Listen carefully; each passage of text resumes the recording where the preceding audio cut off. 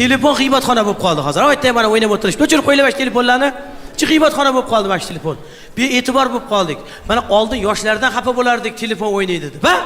Hozir yosh kattalar ham kasal bo'lgan telefonga. Erkaklar ayniqsa xafa bo'lmaylar-yu, bir kunda telefoniga 100 marta qaraydi, xotiniga bir marta qaramaydi. Er bu yoqda Instagram o'ynab yotibdi, xotin bu yoqda Telegram o'ynab yotibdi. Ha, bola nima bo'ladi? Sharoitdan tashlab yuboradi.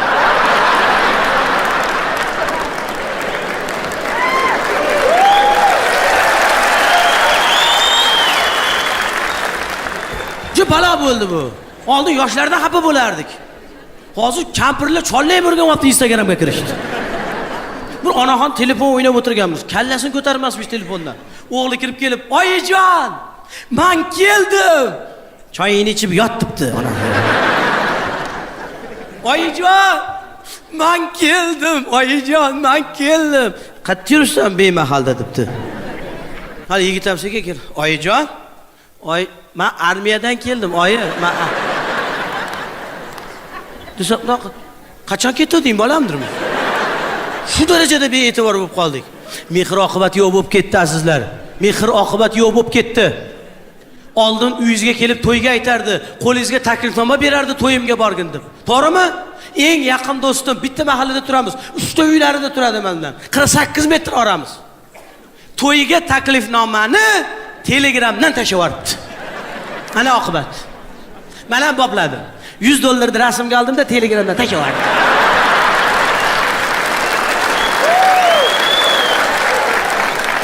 Ko'rgan olinglar, zo'r ekan. Sizlarga ham shunaqa qilishyaptimi? Siraz javob keldi. Nima bu deb. To'yana deb yozdim men. To'yanani qo'lga bermaydimi deb yozdi. Taklifnomani qo'lga bersang, to'yanani qo'lingga olasan. 3 minutdan keyin zvonok chalyapti. Chiqsam turibdi. O'rtoq ko'ynim bo'lmadi, keldim deydi. Bilaman nima ko'ynim bo'lmagan. To'yanani ko'rib qoldi-da u.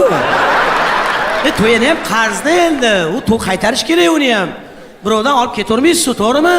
Qaytarish kerak. To'ychi Hofiz ustozimizni farzandlari Abul Qosim aka to'ychib. Bir og'aylari to'y qilibdi-da endi.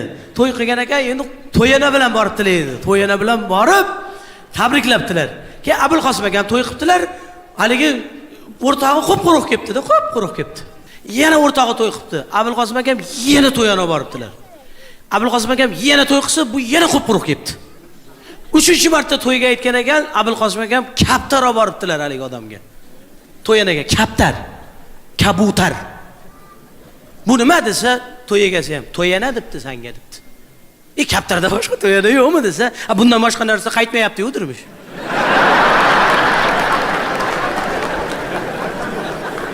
Kaptar 3 kun qaytib keladi-yu.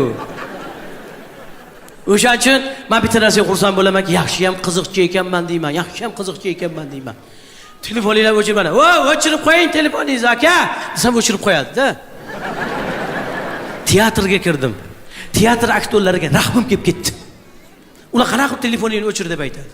U ssenariydan chiqib keta olmaydi-yu. Tasavvur qiling, Otello rolini o'ynayapti, masalan. Qoramanmi men? Qoramanmi? Desdemona. Yoki bir to'da oliftalari kabi tekis silliq qilib so'zlay olmaymanmi? Balki mening yoshim o'tib qolgandir, lekin unchalik ham qarib qolganim yo'q-ku. O'chiray telefoningni. Deyamidi deb bechara. To'g'rimi? O'sha teatr aktyorlariga rahmim kelib ketdi.